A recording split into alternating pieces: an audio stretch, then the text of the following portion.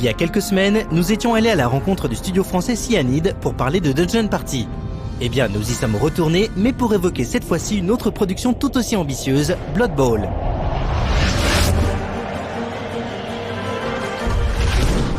Avant d'être un jeu vidéo, Blood Bowl est avant tout un jeu de plateau imaginé par Jervis Johnson et édité par la compagnie Games Workshop en 1987. Son principe est simple. Il s'agit d'un sport violent, dérivé du football américain, se déroulant dans l'univers de Warhammer. Les équipes sont donc constituées d'orques, d'elfes, de nains et de nombreuses autres créatures fantastiques. Bien que Games Workshop ait arrêté d'éditer le jeu depuis quelques années, les joueurs continuent de le faire évoluer en inventant de nouvelles règles. Le jeu est donc toujours aussi populaire, et Cyanide n'était évidemment pas le seul à négocier les droits d'acquisition de la licence auprès de la compagnie britannique. Mais le passé de la boîte française a fait pencher la balance en sa faveur. Adapter Blood Bowl en jeu vidéo, c'est une idée qui traînait un peu dans l'air depuis pas mal d'années chez Cyanide. On avait déjà expérimenté ce type de jeu par le passé avec Chaos League, et puis quand Games Workshop a été OK pour adapter Blood Bowl en jeu vidéo, on était peut-être les mieux positionnés pour avoir le projet. Blood Bowl est une adaptation, et qui dit adaptation dit fidélité à l'œuvre originale. Cyanide a donc travaillé en étroite collaboration avec Games Workshop, qui souhaitait avoir un œil sur le travail de la société française. Bien sûr, on a travaillé déjà avec Games Workshop. C'est eux qui possèdent la licence, donc ils sont les garants du respect de l'univers de notre part. Donc on a beaucoup bossé avec eux, notamment pour définir l'aspect visuel qu'on devait donner au jeu. Pour retranscrire au mieux un univers déjà existant, il a fallu qu'on aille chercher un peu à droite à gauche sur tout ce qui avait été déjà fait auparavant, c'est-à-dire figurines, illustrations, tout ce qui était qui avait déjà été créé par le jeu de plateau, plus aussi tout ce qui a été fait un peu en dehors par les fans pour voir un peu comment l'univers vivait en dehors aussi du jeu pur, quoi. Blood Bowl doit en partie son succès à sa communauté, toujours très active lorsqu'il s'agit de faire évoluer son jeu préféré. L'équipe de développement s'est donc fort logiquement tournée vers ses joueurs particulièrement exigeants pour avoir un avis extérieur. Très tôt dans le développement, on a démarré une bêta assez privée avec des joueurs issus des communautés de joueurs de jeux de plateau. Notamment, on a eu la chance d'avoir les champions du monde de Blood Bowl qui étaient français cette année-là. Donc voilà, ils sont venus participer à la bêta très tôt dans le projet et ils nous ont suivis jusqu'au bout. Ces joueurs-là, c'est des gros fans, donc ils nous soutiennent depuis le début. Ils sont aussi assez exigeants. Voilà, donc ils attendaient de nous qu'on respecte vraiment très fidèlement le jeu de plateau. Donc en ça, ils nous ont vraiment beaucoup aidés, en surveillant tout ce qu'on faisait, en nous reportant tous les problèmes par rapport au respect des règles, etc. Cyanide a fait le choix de proposer aux joueurs deux types de gameplay très différents. Le premier reprend très fidèlement les dernières règles en date du jeu de plateau. On y trouve donc du tour par tour, des jets de dés, la prise en compte de tout un tas de paramètres stratégiques, etc., etc. Pour le second, les matchs se déroulent en temps réel. Plus accessible, plus proche d'un jeu de sport classique, ce gameplay permet à tout le monde de s'essayer à Blood Bowl sans connaître l'univers de base. Si les contraintes au niveau visuel étaient assez nombreuses, Cyanide a donc eu une liberté quasi totale quant à la plupart de ses choix de game design. On était assez libre quant au type d'adaptation qu'on voulait faire, le type de jeu, que ce soit très arcade ou plutôt stratégique comme on a choisi, on était assez libre de ce côté-là. Par contre, la contrainte, c'était le respect de l'univers. Donc au niveau du visuel, de chaque race, de chaque poste, chaque joueur, des armures, etc. Tout devait être très fidèle. Et à partir du moment où on avait fait le choix de faire une adaptation fidèle, au niveau des règles, le respect des règles, c'est quelque chose qu'on a suivi depuis le début et qu'on s'est efforcé de faire.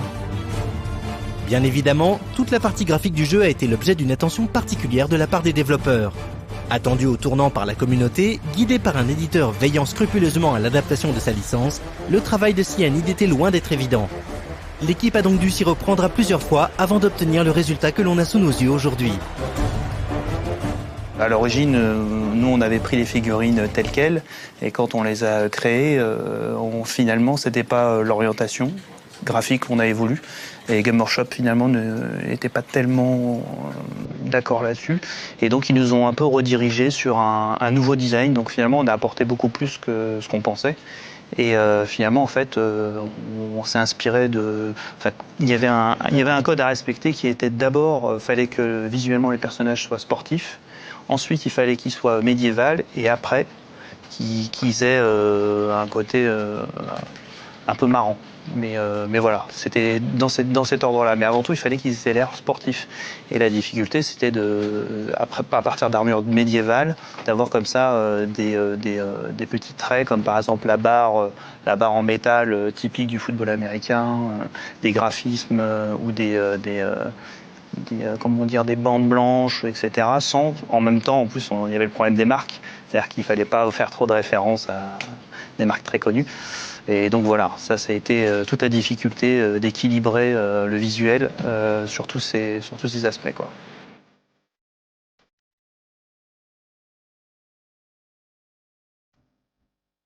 Pour les environnements, il a fallu, oui, on s'est beaucoup inspiré de Warhammer puisque l'univers est un univers dérivé de ça, mais oui, il a fallu. Bon, on a été sur des salons, on a regardé les maquettes. Moi, j'ai tous les bouquins de Warhammer. On a regardé beaucoup les illustrations. Moi, en plus, j'avais déjà fait du RPG de Warhammer. Et je joue aussi à Warhammer Online. Donc voilà, j'avais tout un tas déjà de background qui m'a permis. Moi, j'étais déjà à l'aise dedans. Donc j'ai pas trop eu de recherche à faire. C'est parti quasiment tout de suite, quoi.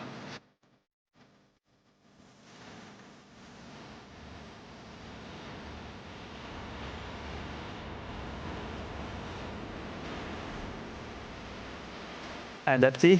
Ouais, il y a des races qui ont été. C'était un enfer.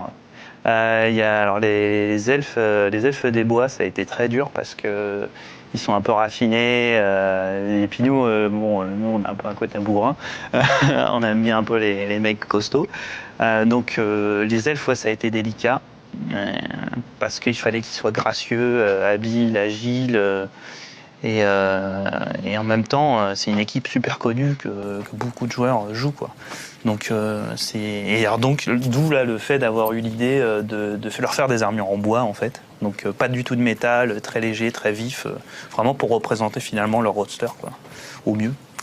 Et sinon, l'autre qui a été difficile à faire, c'est les chaos. Mais les chaos parce qu'ils ont les mutations, en fait.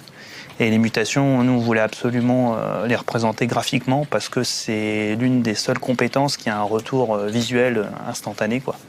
Et bien sûr, ceux qui connaissent un peu le chaos et qui jouent beaucoup le chaos, la première chose qui arrive, c'est ça, quoi. C'est les mutations. C'est le truc qui donne vraiment de la valeur aux joueurs et qui fait après une équipe un peu hétéroclite quand les joueurs évoluent.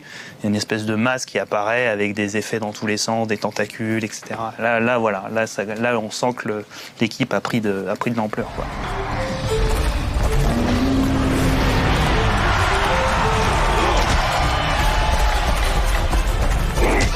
Les orques, c'est passé sans problème, sans trop de problèmes, même s'il y a eu des petits trucs, notamment par exemple les pas de tétons, les orques, donc il y a ce genre de choses à faire super gaffe, que nous on n'était pas trop au courant, et il y avait aussi un peu la teinte de peau qui était respectée, puisque plus les orques sont forts, plus leur teinte de peau est noire, et ainsi de suite, donc d'où les orques noirs qui ont une peau très, très mate, très sombre. Donc voilà, c'est des petits trucs un peu qu'on a eu à corriger, mais sinon la base directe était bonne. Il n'y a pas eu. La difficulté, ça a été de donner un style, des orques de Blood Bowl, quoi. C'est-à-dire que ouais, les orques de Warhammer sont pas exactement ceux de Blood Bowl. Ils ont un petit côté un peu décalé. Ils ont des petits, enfin, ils se prennent, c'est sportif, quoi. Voilà.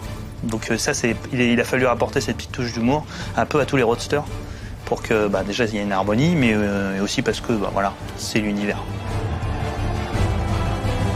La communauté s'amuse avec Blood Bowl depuis maintenant plus de 20 ans. On peut donc se demander ce que peut lui apporter le jeu vidéo par rapport à l'expérience unique proposée par le jeu de plateau. Le jeu vidéo permet justement d'automatiser pas mal de choses par rapport au jeu plateau. On est obligé vraiment de penser à toutes les règles, de consulter éventuellement son bouquin si on ne connaît pas bien. Au niveau du jeu vidéo, déjà on automatise tout ce qu'on peut. Donc quand il n'y a pas d'interaction, quand il n'y a pas de choix à faire par le joueur au niveau des jets de dés, on automatise, ça se déroule tout seul. Les actions sont affichées, mais tout se passe automatiquement. Par contre, dès que le joueur a à faire un choix, là effectivement on lui demande, mais en même temps on lui précise, voilà, sur tel jet de dés, il y a tel choix à faire, telles compétences peuvent agir, donc on le guide quand même, on lui montre que ce qui est pertinent à chaque fois. Donc vraiment on filtre les informations à sa place. Donc on simplifie vraiment le processus au niveau du jeu, ça c'est un des intérêts.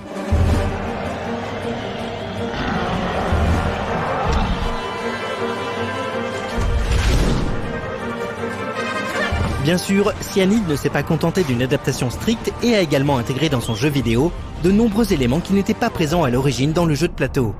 Quant aux versions 360, PSP et DS, elles proposent une expérience de jeu différente. Mais pour en savoir plus, il faudra patienter jusqu'à la critique qui sera diffusée dans un prochain 101%.